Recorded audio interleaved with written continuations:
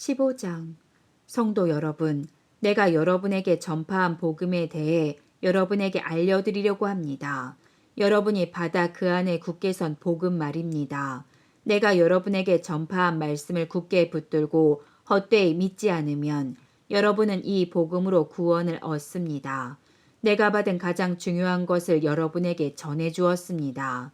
그리스도께서 성경에 기록된 대로 우리 죄를 위해 죽으신 것과 장사 지낸 바 되었다가 성경에 기록된 대로 3일 만에 다시 살아나셨다는 것과 그리고는 베드로에게 나타나시고 그 외 12제자에게 나타나시고 그 외 한 번에 500명이 넘는 사람들에게도 나타나셨다는 사실입니다. 그 사람들 중에는 이미 죽은 사람들도 있지만 대부분은 아직도 살아 있습니다. 그 외 야고보에게 그 다음에 모든 사람들에게 나타나시고 맨 마지막으로 조사나와 같은 나에게도 나타나셨습니다. 나는 모든 사도들 중에서 가장 작은 사람입니다. 나는 과거에 하나님의 교회를 핍박했던 사람이기 때문에 사도라고 불릴 자격이 없습니다. 그러나 지금의 나는 하나님의 은혜로 된 것이므로 내게 베푸신 그분의 은혜가 헛되지 않습니다. 나는 다른 사도들보다 더 열심히 일하였습니다. 그러나 그 일은 내가 한 것이 아니라 나와 함께 하시는 하나님의 은혜로 한 것이었습니다. 내가 되었든지 아니면 그 사람들이 되었든지 간에 우리가 전파한 복음은 이런 내용이고 여러분은 이것을 믿었습니다. 그리스도께서 죽은 자들 가운데서 다시 살아나셨다고 우리가 전파하는데 여러분 중에서 죽은 자들의 부활이 없다고 말하는 사람이 있는 것은 어찌 된 일입니까? 죽은 자들의 부활이 없다면 그리스도께서 다시 살아나지 못하셨을 것입니다. 그리고 그리스도께서 다시 살아나지 못하셨다면 우리가 전파한 복음도 헛되며 여러분의 믿음도 헛될 것입니다. 그뿐만이 아닙니다. 우리는 하나님께서 그리스도를 다시 살리셨다고 그분에 대해 증언했으니 하나님에 대해 거짓 증언한 사람들로 판명될 것입니다. 죽은 자들이 다시 살아나지 못한다면 하나님께서 그리스도를 다시 살리지 않았을 것입니다. 참으로 죽은 자들이 다시 살아나는 일이 없다면 그리스도께서 다시 살아나지 못했을 것입니다. 그리고 그리스도께서 살아나지 않으셨다면 믿음은 공허한 것이 될 뿐더러 여러분은 여전히 죄 가운데 있을 것입니다. 그렇게 되면 그리스도를 믿다가 죽은 사람들도 멸망했을 것입니다. 우리가 그리스도 안에서 소망하는 것이 이 세상 삶에 그친다면 우리는 이 세상 어느 누구보다도 불쌍한 사람들일 것입니다. 그러나 이제 그리스도께서는 죽은 자들 가운데서 다시 살아나 잠자는 자들의 첫 열매가 되셨습니다. 죽음이 한 사람을 통해 온 것처럼 죽은 자들의 부활도 한 사람을 통해 옵니다. 아담 안에서 모든 사람이 죽은 것 같이 그리스도 안에서 모든 사람이 생명을 얻게 될 것입니다. 하지만 각각 차례가 있습니다. 첫 열매이신 그리스도께서 먼저요. 그 다음에는 그리스도께서 재림하실 때 그리스도께 속한 사람들입니다. 그리고 나서 그리스도께서 모든 권력과 모든 권세와 능력을 멸하고 나라를 하나님 아버지께 돌려드릴 마지막 때가 올 것입니다. 그리스도께서는 모든 원수를 자기의 발 아래 두실 때까지 당연히 왕노릇해야 합니다. 그리스도께서 멸망받을 마지막 원수는 죽음입니다. 성경에 하나님께서 모든 것을 그분의 발 아래 복종시키셨다 라고 기록되어 있습니다. 여기서 모든 것을 그분의 발 아래 복종시킨다고 할 때는 모든 것을 그리스도 아래 두신 하나님 자신은 그 안에 포함되지 않는다는 것이 분명합니다. 하나님께서 모든 것을 하나님의 아들 아래 복종시킬 때에는 아들 자신도 모든 것을 자기 아래 두신 아버지께 복종할 것입니다. 그리하여 하나님께서 우주의 주님으로서 만물을 지배하실 것입니다. 죽은 자들이 다시 살아나는 일이 없다면 죽은 자들을 위해 대리로 세례를 받는 사람들은 왜 세례를 받는 것입니까? 죽은 사람들이 도무지 살아나지 않는다면 그 사람들이 죽은 자들을 위해 세례를 받는 이유는 무엇입니까? 우리의 경우는 어떻습니까? 우리는 무슨 이유로 매 순간 위험에 처한단 말입니까? 성도 여러분, 우리 주 예수 그리스도 안에서 내가 여러분에 대해 가지고 있는 자랑을 두고 확신 있게 말합니다만 나는 날마다 죽습니다. 내가 에베소에서 사나운 짐승들과 싸운 것이 단순히 인간적인 이유에서였다면 내가 얻는 것이 무엇이 있겠습니까? 죽은 자들이 다시 살아나는 일이 없다면 먹고 마시자 내일이면 죽을 목숨이라고 하지 않겠습니까? 속지 마십시오. 나쁜 친구를 사귀면 좋은 습관도 나쁘게 됩니다. 정신을 똑바로 차리고 죄짓지 마십시오. 여러분 중에 하나님에 대해 무지한 사람들이 덜어 있어서 여러분이 부끄러운 줄을 알라고 이 말을 하는 것입니다.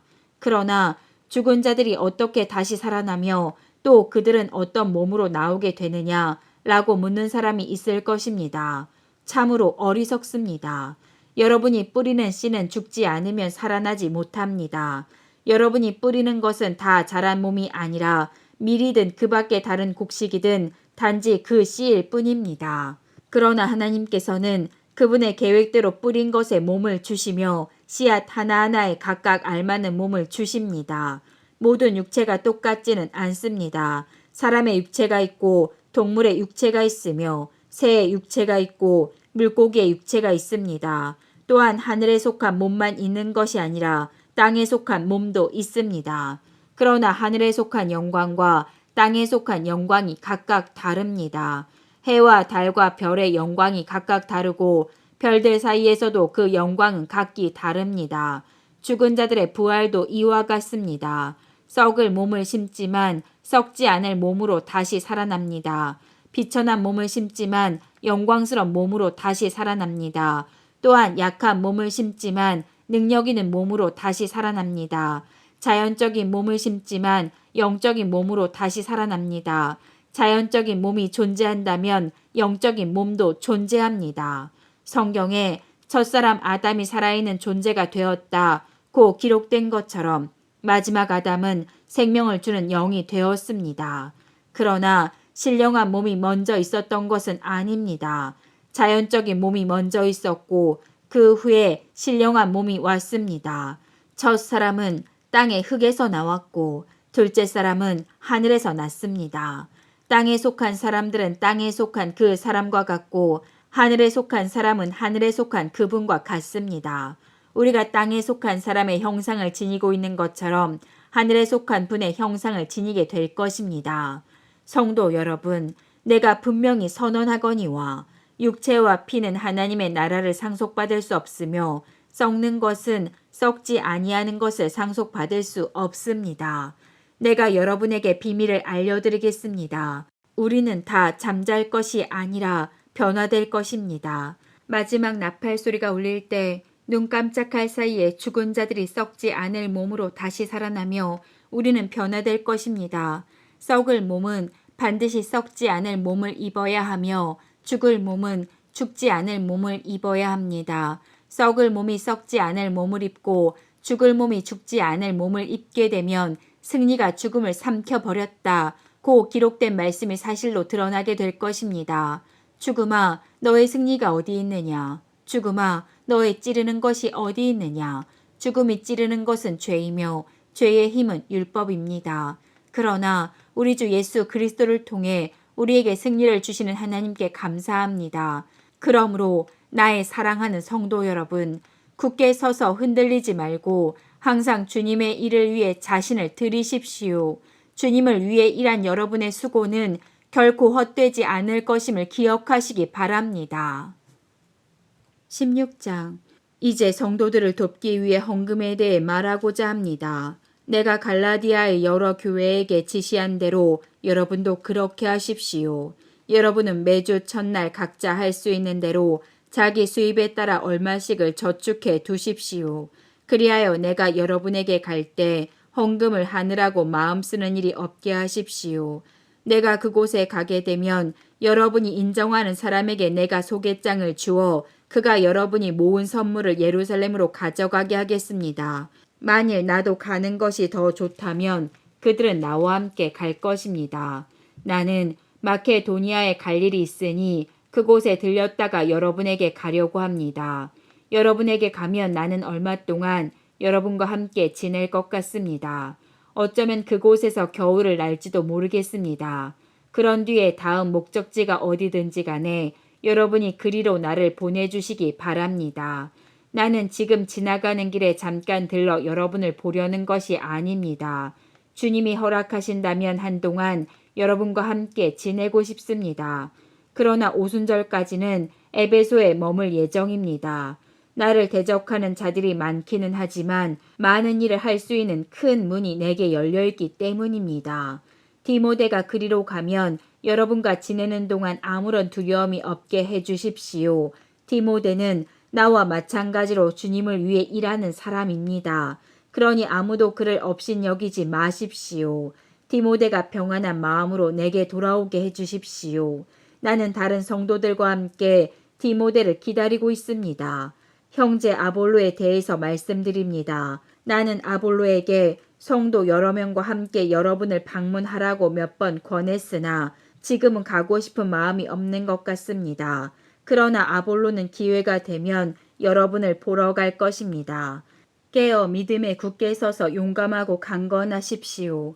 모든 일을 사랑으로 하십시오. 내가 여러분께 권합니다. 여러분도 아시겠지만 스데바나 집안 사람들은 아가야 지방에서 제일 먼저 그리스도인이 된 가정이며 성도들을 섬기는 일에 헌신한 사람들입니다. 여러분은 이런 사람들과 또 그들과 함께 수고하는 모든 사람들에게 순종하십시오. 스데바나와 부드나도와 아가이고가 와서 나는 참 기쁩니다. 여러분을 만나지 못해 아쉬웠던 것을 이 사람들이 충족시켜 주었기 때문입니다. 이 세 사람들은 내 마음과 여러분의 마음을 상쾌하게 해주었습니다. 여러분은 이런 사람들을 알아주기 바랍니다. 아시아의 여러 교회가 여러분에게 문안드립니다. 아굴라와 브리스가와 다 함께 이 두 사람의 집에 모이는 교회가 주님 안에서 여러분에게 진심 어린 문안 인사를 드립니다. 이곳에 있는 모든 성도들이 문안드립니다. 여러분은 거룩한 입맞춤으로 인사를 나누십시오. 나 바울은 이 마지막 인사를 내 손으로 직접 쓰고 있습니다. 주님을 사랑하지 않는 사람이 있다면 그 사람에게 하나님의 저주가 임할 것입니다.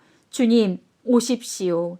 주 예수님의 은혜가 여러분과 함께 하시기를 바랍니다. 나의 사랑이 그리스도 예수 안에서 여러분 모두에게 있기를 기원합니다. 아멘.